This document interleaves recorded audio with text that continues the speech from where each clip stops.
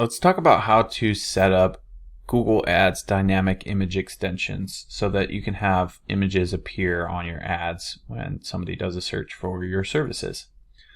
Now, obviously the benefit to this is that somebody can see an image and it makes the ad more relevant. An image, old cliche, an image speaks 1,000 words.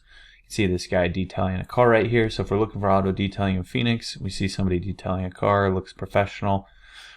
It's a better chance we're going to want to click on this ad versus this ad that does not have an image. Now, how do we actually turn those on? And why would you even want to use dynamic image extensions to begin with? Well, let's take a look at an example here. So we've manually added in some images here, and doing that is beneficial. The only thing is, if you have a website that, say it's an e-commerce website and you have 1,000 product pages, trying to go and add 1,000 images or 10 or 20 images per product for 1,000 products could take you quite a long time.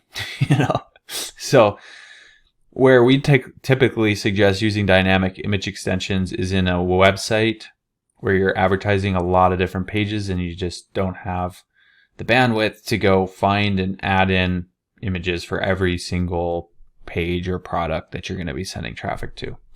Now, to do that, you just come over here. First of all, you need to go into campaigns. I have a campaign selected up at the top here. And then under assets, these used to be called extensions. Now they call them assets. Same difference. But if you click on assets and then go over to images, you'll see what I'm seeing here. Now, not every account is eligible to use images in their ads. Your account has to have been running ads for at least 90 days, I believe, and meet all the Google policies, right? You can't be in violation of a policy and be able to use image extensions, for instance. So if you don't see image extensions in the list here, it probably means that your account's not eligible, and it could be eligible in the future, so just keep checking back. But if you just click it, you don't even have to click any of these here. You just need to click these 3 dots on the right side. When we click those 3 dots, we'll see account level automated assets. Click on that. And one of them is a legacy one it's showing here. You may have a different list than mine. It's not all that important. What you do want to do though is click this more thing again and click advanced settings. So it's really hidden back here where most people typically aren't even going to find it. But you'll see down at the bottom of the list it says dynamic images, and it is set to on. Yours might be turned off, and so you may need to switch to on and confirm that Google has permission to share your images on Google. Obviously, you don't want to be using copyrighted images that you don't have the authorization to use. You need to have the ability to use the images for commercial purposes in order for you to be able to turn this on. Otherwise, you could be in copyright violation and get in some trouble. So just make sure all the images on whatever website you're going to be dynamically pulling images from, make sure that they are ones that you have copyright license to use them. So when you do select this on, what it's going to do is it's going to use the Google AI to figure out, okay, if somebody goes to whatever page on your website, which image could we pull from that page that is relevant so that people feel like they're finding what they're looking for.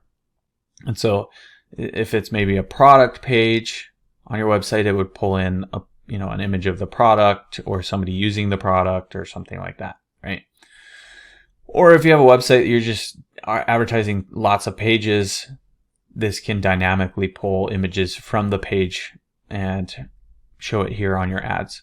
Now, unless you have lots and lots and lots of pages, I actually recommend that you use the manual method where you just add in dynamic image extensions manually rather than doing it dynamically, because sometimes Google doesn't know what to do and it'll give you an image that's maybe not as relevant. And if you're doing it manually, then you're probably going to have the most relevant images. But for time's sake, if you have lots, like 1,000 pages on your website and you're advertising to, say you're using a dynamic search ad, for instance, then using dynamic images makes sense as well. So I hope you found that helpful. If there's anything you did have questions about in terms of dynamic image extensions or anything of that nature, don't hesitate to reach out. Just drop your questions in the comment section down below, and I'll be sure to get back to them there. Look, if you're the type of person that just doesn't even want to deal with Google Ads anymore, then you can always reach out to me. My company is Missoula SEO Geek. I'll leave a link to my website down below, but we do manage Google Ads for different companies in different industries, and you can come learn about what we do, what makes us unique. You can even read some of the testimonials from some businesses that we've taken from 0 to over $1 million in revenue, like this one here. And really just see that, this is the type of thing that's going to explode your business growth. So feel free to reach out. You can always give us a call or contact us through our website, and look forward to working with you.